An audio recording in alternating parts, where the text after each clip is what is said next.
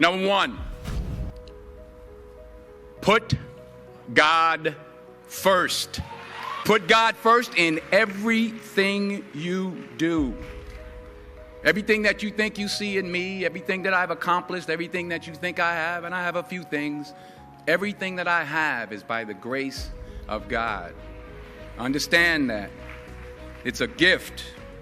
40 years ago, March 27th, 1975, it was 40 years ago, just this past March, I was flunking out of college.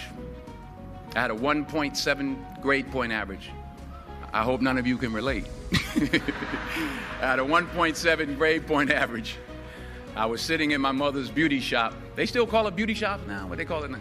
Yeah, I'll sit in the beauty parlor. I was sitting in my mother's beauty parlor, and I'm looking in the mirror, and I see behind me this woman under the dryer. And every time she looked up, every time I looked up, she was looking at me, just looking me in the eye. And I didn't know who she was, and I said, she said, somebody give me a pen, give me a pencil. I have a prophecy. March 27, 1975. She said, boy, you are going to travel the world and speak to millions of people. Now, mind you, I was flunked out of college. I'm thinking about joining the Army. I didn't know what I was going to do, and she's telling me I'm going to travel the world and speak to millions of people. Well, I have traveled the world, and I have spoke to millions of people. But that's not the most important thing, the success that I had. The most important thing is that what she taught me and what she told me that day has stayed with me since. I've been protected. I've been directed. I've been corrected.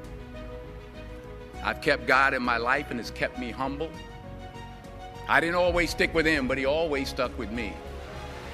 So stick with him in everything you do. If you think you want to do what you think I've done, then do what I've done and stick with God. Number two, fail big. That's right. Fail big. Today's the beginning of the rest of your life, and it can be very frightening. It's a new world out there. It's a mean world out there, and you only live once. So do what you feel passionate about. Take chances professionally. Don't be afraid to fail. There's an old IQ test, was 9 dots, and you had to draw 5 lines with a pencil within these 9 dots without lifting the pencil. The only way to do it was to go outside the box. So don't be afraid to go outside the box. Don't be afraid to think outside the box. Don't be afraid to fail big, to dream big. But remember, dreams without goals are just dreams, and they ultimately fuel disappointment. So have dreams, but have goals. Life goals, yearly goals, monthly goals, daily goals. I try to give myself a goal every day.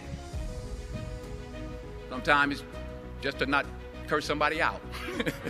Simple goals, but have goals. And understand that to achieve these goals, you must apply discipline and consistency. In order to achieve your goals, you must apply discipline, which you have already done, and consistency every day, not just on Tuesday and miss a few days.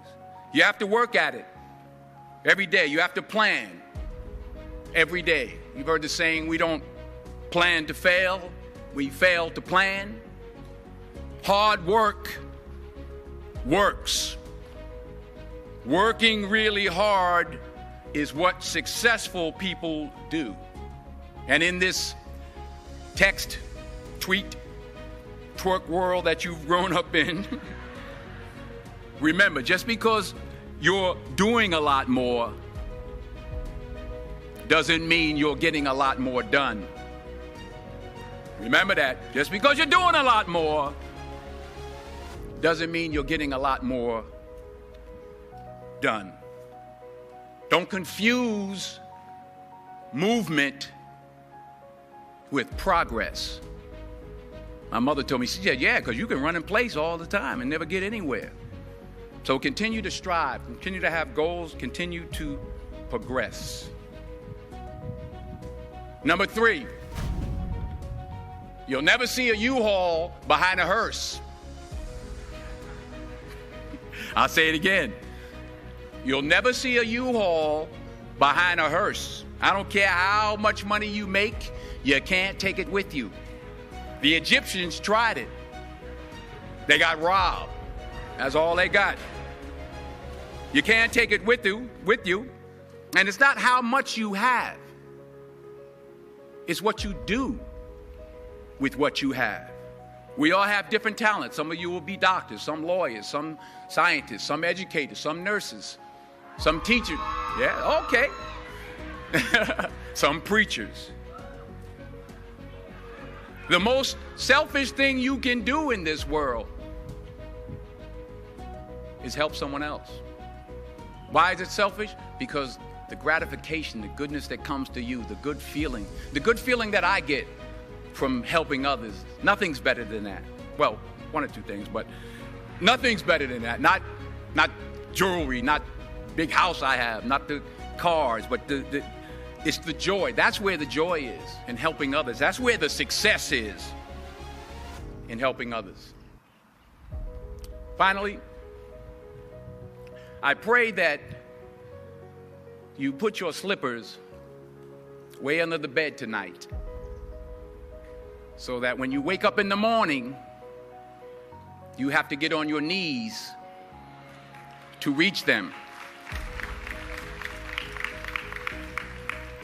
And while you're down there, say thank you for grace.